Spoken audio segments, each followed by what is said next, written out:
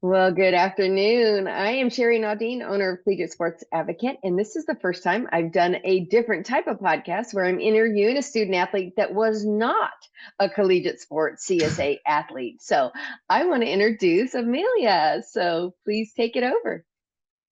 My name is Amelia Struber. I lived in Tucson, Arizona. I still do. I am committed to play at Oregon State for softball, and I've just been, sharing my recruiting journey over the past few days, and it's really taken off. It's been amazing. And that's how I ran into you. Of course, I'm all over Uh-huh. X and I was like, who is this girl? And I'm listening to your story and I'm like, wait a minute. I had a kid that was on your team that I helped Uh-huh. go through the process, Layla hmm Ruiz. So I want to Yes. thank Layla for connecting us kind of organically through, just Uh-huh. knowing each other. But tell me about your journey. Where did it start? Like, how long have you been playing and what did you do along the way? Oh gosh. So I started playing, I think, when I was 8 years old. I played one season. I think we went undefeated as an 8U team. So that really, I was like, oh my God. I was like, this is amazing. We're winning every single game. Like, I love this. And then the next season, my dad started coaching with my best friend, Molly Herman.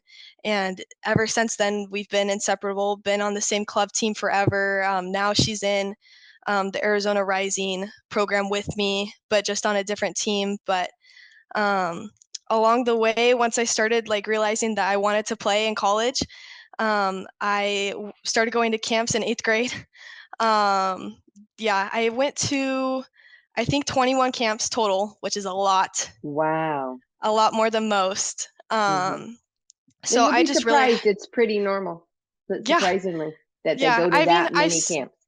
yeah, I saw a couple of like really familiar faces at all the camps I went to. I was like, wow. I was like, they're really going to all the same ones that I'm going to, but it's just crazy how a lot of people are in the same boat. Um, but yeah, I went to 21 camps. Um, some of them were beneficial to me, others weren't. I wish I had someone to like help me narrow it down. I think that really would have helped me save money, but I wouldn't change the way I did it because that's how Right. I got here. But Absolutely. basically, my thing is I'm the guinea pig, but I'm trying to share my story. So yes, it worked out for me, but you don't have to do it the same way. So I Right. guess that's kind of what my thought process was in making posts on Twitter about like what worked for me and what didn't work for me and stuff like that. Well, and you hit the nail on the head. It's an individual process. And I was Uh-huh. dealing with another potential client on the phone today, and they're like, well, let me ask my travel coach. And I'm like, man, I can't do my job without a travel coach, right? You had a terrific team. I loved watching Uh-huh. your team. And yet, you weren't with one of those big hmm brands. And yet it doesn't really matter because I think the message I always want to portray to people is it is your path and you're an individual. It doesn't matter your brand, but it does matter what you do with your path. And you can't hmm put your hands in the hands of just, a team because teams break up. I mean, that wasn't something you guys wanted to happen. And hmm all of a sudden your team, just fell apart, unfortunately. hmm So if you had to advise other people nowadays, other than, at some point in the process, you Uh, do need to go to camps. And I'll always yes. support the fact that coaches do need to see you in depth. At what age would you really think, or what type of camp would you really start with? Um, I think 8th grade is too early Hmm. for sure. I think it's better to have a coach that can like guide the college's interest, especially when you can't communicate with them. Hmm. But I'd say like, I mean, I think I would still start going freshman year just to get comfortable, Hmm. but not go to as many, obviously. Or I did find that going to camps with multiple coaches were more Oh, beneficial. I I like liked that too. those. Um, yeah, I mean, when I talked on Randy's podcast about how he and Eli kind of filtered through the players beforehand and then had coaches that really respected their opinion and went out there, I thought that was really good. Open invite, I wouldn't really do that Yeah. unless they invited you, you have to And I make sure that liked they're how you interested. said that too on your Twitter, is it has to be a real invite. So what is hmm a real invite? Because I know what I think it is. What do you think it is? Yeah, so when I first started, I would take any sign as like, oh, I should go to that camp, or oh, they're interested. A lot of coaches would be like, oh, send me your schedule, like I'm really interested, but then nothing came of it. You know, Mhm. I feel like they say that to a lot of people, which is, to each their own, but I think it's important to like let the player know for sure, like if you should be going to their camp. So I got Yeah. a couple of emails that weren't as seemed as like automated responses, and were like, hey, like we're really interested in you, we really want you to come out to our camp. um I know some people get things in the mail. I never did. I don't know like how legit that is, or if you're just on a list. You're on a um list because mhm. they got your address, right? Yeah. Where did Yeah. they get the address from? Yeah. Uh-huh. I mean, a lot of emails you can tell when they're automatic like responses. Yeah. So over time I learned, but Well, really I here's a think it's secret important. that we do. Sorry to interrupt you there. No, go ahead. I have the student athletes. I call it I super boss it. They send me everything they get on email, and I'm like, Uh-huh. oh, the same. Uh-huh. College in one day sent 15 of my student athletes the same Mhm. email. It's not Mhm. personal, right? Yeah. I noticed that too. A lot of my teammates would be like, "Hey, like, did you get this invite too?" And they'd be like, "Yeah, I did." And I'd be like, "Okay, I won't go to that camp." Like later on, when everyone else started emailing and stuff. But when it was just me, I just was like, "Oh, okay, then I need to go." Because Yeah, I didn't have a coach to like that would tell me, "Oh, like that's an automatic response. Like you shouldn't go to that camp. They're not actually interested." So right. my only regret is I do wish I had someone to navigate that for me. I think it would have made it easier, but Well, I wish I knew you back then. yeah, yeah, me Well, too.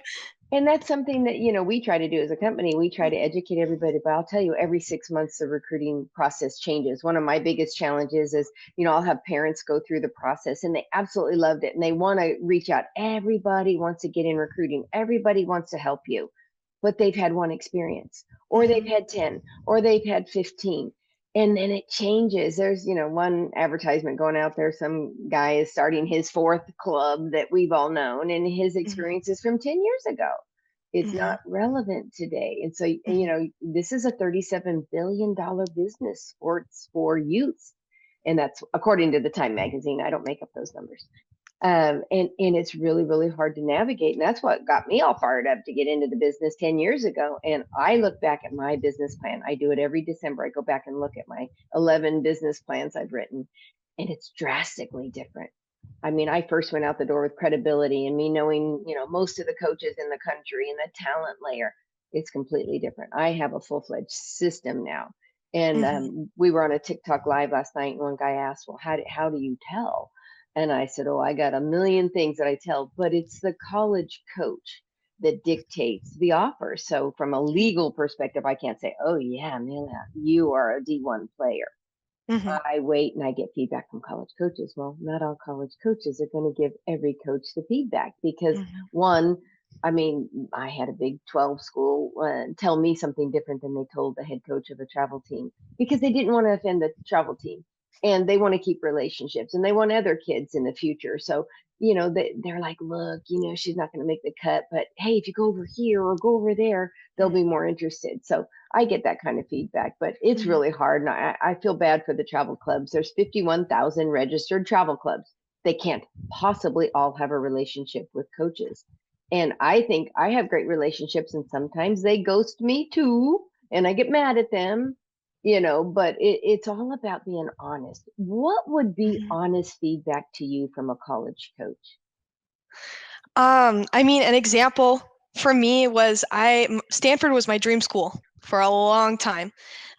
Before Nija Kennedy went there, it was like I thought somewhat in reach, and then they really took off, and I was like, okay, it's a little bit more of a stretch. But I went out there, I think the last time I went out there, and I asked them, after I emailed them and I said, hey, like give it to me straight, like are you guys interested or are you not, and Coach Alistair responded and said, hey, like we don't think this is a great fit for you, which of course as a kid, like that's not the thing you want to hear, but it's the thing you need, to be able to move on. So I Mm-hmm. just wish that more colleges would just tell the player like, hey, like we don't think it's worth your time or your money to come here, but thank you for showing interest in our program. I think that'd Yeah. be huge. That is fabulous, and I honor that. There's a coach named India Childs that's a head coach at Emory, and she actually put up on Twitter, "Hey, I'm done with my 2025s," and I'm like, God bless you. This is what we should be doing, and stop inviting these layers that you're not interested in anymore. If you're done with your 26 class, some people are, then Mhm. shut it down. Oh, but what Mhm. about the portal? What about this? What about the student athlete? And I said it at the NFCA this weekend. I said, Mhm. you guys make a lot of decisions about your recruiting calendar and what's best for y'all, but you're forgetting about the student athlete. You're Mhm. not thinking about what's in their best interest. And again, that was my model for my company. Do what's best for the student athlete, and then you win, your parents win, the university wins, your travel coach wins, everybody wins. But we have to have better information. We have to have honest information. Mhm. I've had girls cry. I mean, I had it Mhm. this year going through the process. I have very, very high end talented class of 26, and some of them did not get what they were very Mhm. invested in, right? And I think there's a place for that too. I think you have to kind of temper or tone down the dream school, Mhm. because my husband's always said your dreams will come true, and it will become your dream school when you Yes, get there. So, I totally agree. take the brand off and go through the Uh-huh. process, and Mhm. decide who is invested in you, who Mhm. values you. So, was there people that you really felt like, and you don't have to name the brands Mhm. or the colleges, but was there some universities that you felt probably should have told you sooner, or should have maybe whispered to your coach? And if so, how can they get that message to your coaches? I mean, yeah, I think there was definitely a couple of them that I think they kind of strung me along too long. Um, but like I just wish that they sent my coach a text, or like, I Yeah, I do wish that my coach would have called college coaches, more often. He wasn't as experienced in that department, right. but And that's yeah, hard I to mean, it do would have too. I helped. mean, yeah, again, I'll Yeah. always defend the coaches and the college coaches Yeah. too, because it's tough. I mean, most travel ball Mhm. coaches, it's very rare if that's the only thing they do, because there's really Mhm. no money in being a travel ball coach. I mean, in Oh yeah. soccer, they can actually Mhm. make a living on it. In softball, they can't. And that's Mhm. because, our sport still gets upset about the cost to play. Well, the cost to play is the least expensive compared to hockey, volleyball, soccer, all of the rest of them that I represent. You pay a couple grand just to walk into the club, and then the dues on top of it. But Mhm. that lends to be the problem. Most travel ball coaches have a family, they have Mhm. kids, they have jobs. How do you take off 7 weeks in the summer and then Right. 6 weekends in fall and do what we do? Yeah. It's very, very difficult. So, I feel terrible for them, but I mean, Mhm. that's why I'm so excited that you're on this show today, Uh-huh. because I think your experience as a student athlete, and hopefully the college coaches are listening. I'm going to tag college coaches to listen on this, because I think they owe it to the student athletes. When Mhm. you've spent hundreds of dollars and possibly even a travel trip to go all the way across the country to attend a camp, you know, um, what do you think of the camp photos? Because we're not big fans of it. The camp photos, like, at the end? Uh, uh, I mean, it was just something that everyone did, mhm. and then, like, I'd tag them, and sometimes they'd like it, and I'd be like, "Oh my god, they Yeah. liked it," I mean, you take anything, like, if Yes. you're someone like me who doesn't have someone else to navigate, you just roll with it, you're like, "Oh," you're like, "Maybe they Or you're actually on are interested." Twitter and they like it. You're like, Mhm. oh, I had to tell one coach, and unfortunately he's passed on. But I said, Mhm. Coach, I said, with all due respect, you know how a 15 or 16-year-old girl feels when you're this big, college coach and you like it. And I said, they don't have the wherewithal or the maturity or the understanding of business to know that that's not recruiting. Because this coach said, oh, well, I just like them. They're doing a great job. And I'm just so proud of Mhm. them. I'm like, but they interpret it as recruiting. Mhm. And he's like, oh, so I try to do that with college Mhm. coaches, but, you know, that's why we have those conferences so we can all share information. But, you hit the nail on the head too about them making money. What is too big of a camp? What is too much money um, to host a camp and then, get all of you to come and then get nothing out of Mhm. it, or perceive nothing out of it, because it's what you want is recruiting, right? Yeah. Um, I mean, I don't know the, like, cost. I mean, it's, it's just hard because I mean, I went to 21 camps. My dad added it all up. It was Yeah. about like 18,000 with travel, Wow. all that money. I'm That's lucky enough to crazy. have parents that can provide that for me and provided me the opportunity for me to like show out and show what I had. But other kids don't have that, so Yeah. that's why I think narrowing down what camps you go to and like, I think that's very important. And being able to differentiate like a money grab camp versus something that will actually benefit you. I think that's very important. One of the first things I did when I became a recruiter is, luckily I live in Dallas Fort Worth, so Mhm. there's a lot of different types of events. I went to a junior college showcase that was preseason, and these junior colleges came from all over the country. I was blown away, and you got some insane JUCOs in Arizona that, Yeah. Pima and all those people, Hmm. man, they freaking ball out, right? Oh yeah. I didn't understand the layer of junior college, how legit it was, and that Hmm. they're really passionate, and they're some of the best trainers and coaches in the Hmm. sport, and they deliver results, and then they transfer you in, right? And one of the things I learned is they play double the amount of games that you do in even Division 1. So the amount of Hmm. time you have on the field and your ability to play the game, it's just bar none. I then went to an NAIA conference, or not a conference, but a preseason tournament. And just like you've got Park, you've got Ottawa, you've got all of these other NAIAs right there in your state. And Hmm. it's like, why don't people go out and diversify? If Hmm. they would do that earlier, they'd understand it's not a talent differentiation Hmm. in trueness, right? Like I think we would all love to play at Stanford. That's the elite of the elite, but how many people really can, right? And so Right. at at what point, if the college coaches aren't telling you no, and your parents aren't telling you no, and your travel ball coach just doesn't have the experience, it is just true fact. What can the industry do to say, hey, is it stats? Is it combine numbers? Is it, hey, if you're not throwing 65, don't show up at my camp? Mm. I That's mean, that's an interesting way to put it too. I haven't even really thought about that. Um, well, I've never been a yeah, big stats person, but I see a lot of yeah. people throwing stats out. Like they'll say to Hmm. me, I'll say, hey, I just picked up a new pitcher. I'd love for you to check her out. My whole goal is not to sell the kid over the phone. And yet I get accused by college Hmm. coaches, that because one time I said numbers from a Rapsodo event that somebody else gave. I didn't have them in Hmm. my hand. So, my due diligence, I'm not going to say it unless I have proof of it. But I think some stats are important, but I'm Hmm. also a fan of some people compete and they Hmm. compete with lower numbers Hmm. better than other people. So you still have to see them play. But I also am afraid of stats eliminating kids from that opportunity. Mm. So, That's a good point too. My dad is a very statistical guy. He's also an engineer. Um, yay.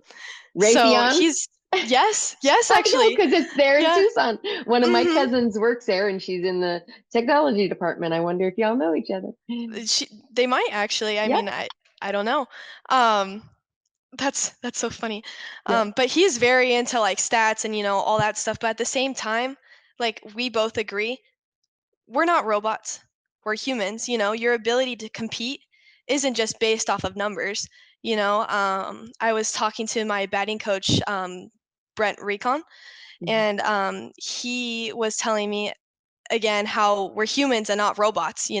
And he hates when he sees people post, "Oh, I batted 700 like today." It's like, yeah, that's today, but like give me a spreadsheet over the course of like 6 months and like see Yeah. how And consistent you who's your are. opponent too? Mhm. I made a joke one time in a presentation to a bunch of boys. They asked about stats, and I said, "Well, it depends. If you played the Sorry Sisters of Texas, or did you play a Mhm. real team?" And Right. they just thought that was the funniest thing. I said, "I wasn't trying to be funny. I Yeah, actually it's the think truth. that because if you stole 8 bases in a crappy Mhm. tournament, and yet you're trying to go to a big school, I mean, please, I have a hard time with that, right? Yeah. It has it, and that's some challenge. I have a lot of parents try to self market their Mhm. kids with numbers, and it actually negatively Mhm. exposes you to ignorance in the sport, right? Mhm. But curious, did you ever do stats like Rapsodo or anything, or what was the final straw that brought Coach Berg in? Oh gosh. And I love her, by I the way. I'm a super yeah, fan of she's hers. amazing. I mean, she's so. Oh, I just I love her, and I'm not even there yet. But I've done some on deck and Rapsodo things in the past. I think on deck was another camp that was really beneficial. Good. But yeah, I mean, I don't know. I went out and I played against Corona Angels Howard, and I had a really good game against them. And I almost think that that's kind of the game that really set the ball rolling, because every visit that I went on, they were like, "Oh yeah, like that game." They mentioned that game, but it was on a Friday night where no coaches could, Right. attend. So they probably either saw like on Game Changer or on video or whatever. But I'm like, the fact that, you never know when they're watching. They can be Right. watching at any time.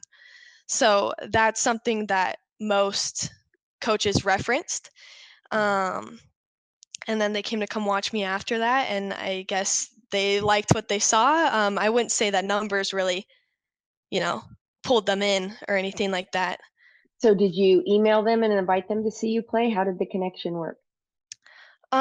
So it was a long time ago. I think I was talking to Randy, and Hmm. he asked me, he was like, "So what's your dream school?" And I said, "Well, I said I would really love to go to school in Oregon, and I love Oregon State, but I couldn't contact them because I didn't know their emails. I couldn't find it anywhere." And I was Right. like, "I have not been able to get a hold of them." And he was like, "Okay." Like 10 minutes later, I got a text from Coach Lyle, and I was like, "Where has this been my whole life?" It's like, Exactly. this is crazy. So that's kind of like where the communication started. And then I went on a couple visits, and I had some coaches watching me, and they showed up, watched me for I think only 2 innings, and then they said that they wanted me out on a visit. So I was like, oh my gosh, you know, Excellent. Yeah. yeah. Well, and I always wonder if the process is really working, because the process says email Mhm. them, and how many thousands of emails they get a day. We've Mhm. tried to navigate that process and make emailing as simple and yet as customized as possible. But, do they open it, right? And that's Yeah. that's that's a big challenge. And then, I especially this time of year, the amount of self-promoting content up on social media makes my eyeballs hurt. I actually say, "Oh, girlfriend, take that down. That's Mhm. not good. That's not good." Mhm.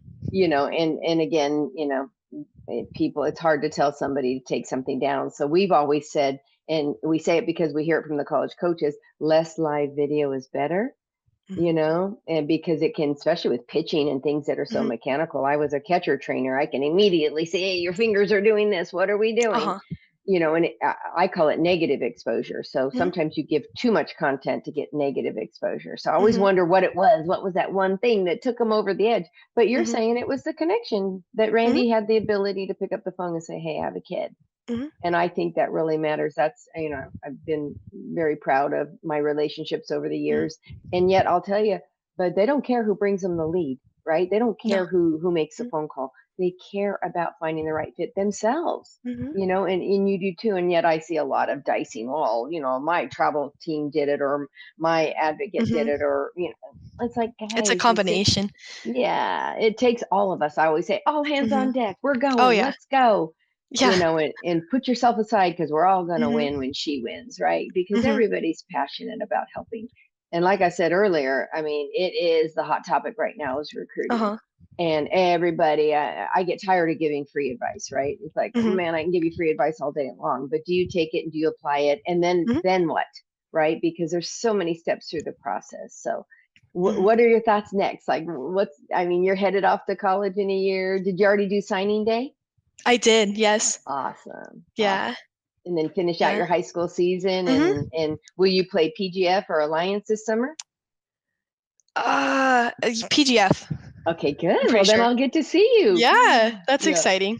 that's awesome. Yeah. So, I guess like one thing to go along with emails that I noticed that got more opens was when I started doing, I wouldn't say flashier like subjects, but like instead of just putting your name and that you're right-handed and that you're a pitcher, and that you're grad year, you need to put all that stuff. But I noticed that what would get opens, if I had a really good tournament and I had 45 strikeouts, I would put mm, 45K Lee Struber 2025 pitcher right-handed, and that would get more opens. So excellent. I just thought that that was kind of an interesting piece that helped with Hmm. emails, because I sent tons Yeah. before, after camps, like whenever I hit a milestone, whenever I sent them pretty much like all the time. I think I'd send 10 a night a week for like a long time, Yeah. just because that's something that I felt like I needed to do. Um, but yeah, I think that helped That's good. And grab we try to attention. do that. I just had a pitcher that was Mhm, 6'1". Anytime they have ACT scores that are, really powerful that will mhm, draw them in. We've always said not to put your name in there because your emails mhm. as a sender comes in with your name. Oh yeah. So, Mhm, we've always done what I call visual databasing, which is the grad year, your position, your team name. mhm, But man, when you have something special to put in there, like, mhm, just hit my 18th home run this season, mhm. people want to open that. So I think you Yeah, it do have grabs to get attention. creative. Yeah. Mhm. Yeah. Attention grabbers. So it's like marketing 101, right? Uh-huh.